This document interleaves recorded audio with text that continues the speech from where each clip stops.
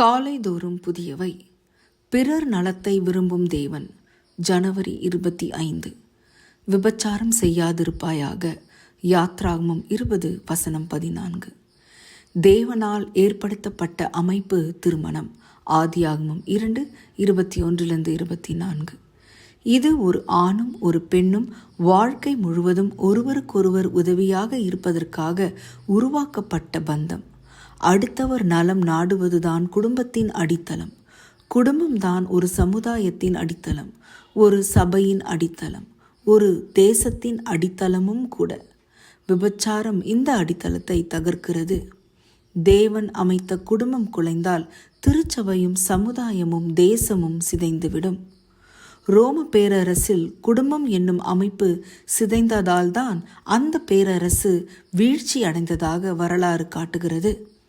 குடும்பம் என்னும் அமைப்பை சிதைத்ததால்தான் சோதோமும் கொமோராவும் அத்மாவும் செப்போயீமும் அழிந்து போயின. தேவனுடைய சட்டத்தை காப்பதுதான் அரசனின் கடமை. தேவன் இணைத்தவர்களை பிரிக்கவோ இணைக்கக்கூடாதவர்களை இணைக்கவோ முயல்வது தவறு. இன்றைய நாடுகள் என்ன செய்கின்றன? யோசியுங்கள். தேவனின் சட்டப்படி குடும்பம் இருக்கும்போது அன்பு, அமைதி, நற்குணம் போன்றவை வளரும். உண்மையான அன்புள்ள தம்பதிகள் தன்னலமில்லாத மனப்பான்மையை வளர்க்கின்றனர். சுயநலமிகள்தான் விபச்சாரத்தை வளர்க்கிறவர்கள். விபச்சாரத்தை வேதாகமம் கடுமையாக கண்டிக்கிறது. ஆனால் சமுதாயம் அதை லேசாக பார்க்கிறது. ஆனால் எல்லா நாடுகளும் அப்படி இல்லை. ஜப்பானின் தெற்கு பகுதியில் உள்ள சிறிய தீவு கிராமமான ஒகினாவா உலகத்தில் நீண்ட காலம் மகிழ்ச்சியாக வாழும் மக்களுக்கு பெயர் பெற்றது.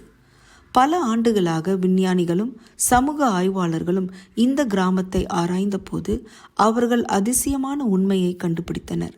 இங்கு மக்களின் வாழ்நாள் சராசரி மிக அதிகம், குற்றங்கள் மிகவும் குறைவு.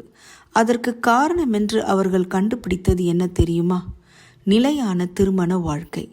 திருமணமாகி 50-60 ஆண்டுகளான தம்பதியர்கள் கூட அந்த கிராமத்தில் இன்னும் கைகளை கோர்த்து கொண்டு நடந்து கொண்டிருந்தனர்.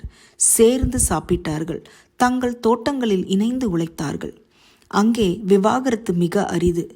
இந்த திருமண விசுவாசம் காரணமாக வீடுகள் அமைதியானவையாக இருந்தன. அக்கம் பக்கத்தினர் ஒருவரை ஒருவர் குடும்பமாக கருதி வாழ்ந்தனர்.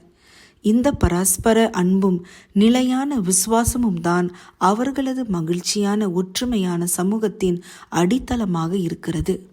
திருமணத்தில் உண்மை உள்ளவர்கள்தாம் மகிழ்ச்சியான சமுதாயத்தை உருவாக்குகிறார்கள். ஜெபம். பரமபிதாவே, எங்கள் குடும்பத்தில் நாங்கள் ஒருவருக்கொருவர் மெய் அன்பை வெளிப்படுத்த எங்களுக்கு உதவி செய்யும். ஆமேன்.